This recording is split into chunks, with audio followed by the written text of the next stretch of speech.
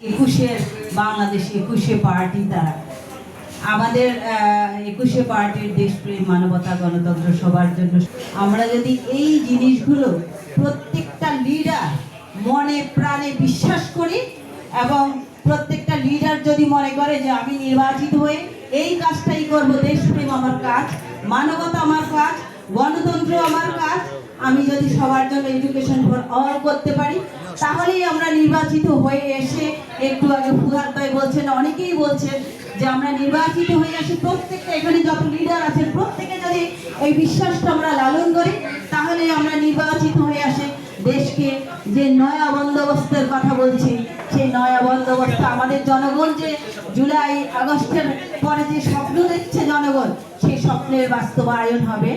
আমার সোনার বাংলা আমার মনে হয় তৈরি হবে। আমরা জাতিসংগীত গাই, কিন্তু আমার সোনার বাংলা তো আর হয়নি। আমার মনে হয় এটা যদি আমরা সব লিডাররা লালন করি এবং যদি আসতে পারে ক্ষমতায়, তাহলেই আমাদের এই বাস্তবায়ন হবে। আমি মনে করি সোনার বাংলা তৈরি হবে, নয়া বন্দোবস্তের কথা, যেটা বাংলাদেশের মানুষ এই জুলাই আগস্টের পরে যেই চিন্তা করতেছে, দেশের যা আশা করতেছে, সেই আশা মনে হয় হবে আর কি। যদি আমরা সবাই এই লিডাররা এই একই জিনিস লালন করে যদি আমাদের ক্ষমতাকে একটা প্ল্যাটফর্মে আসি, যদি কাজ করতে পারি, তাহলে এই বাস্তবায়ন হবে আমি মনে করি।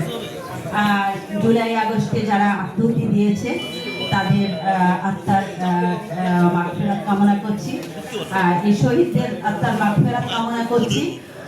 আসলে তারা অনেক বড় একটা স্বাধীনতা যুদ্ধের সময় আমাদের যোদ্ধারা যেমন যারা শহীদ হয়েছেন, তারা যেমন স্বাধীনতার জন্য আত্মত্যাগ করেছেন, আমি মনে করি জুলাই আগস্টে আরেকটা স্বাধীনতার জন্য তারা আত্মত্যাগ করেছেন সেই শহীদদের আমরা ছোট করে দেখার কোনো কারণ নেই।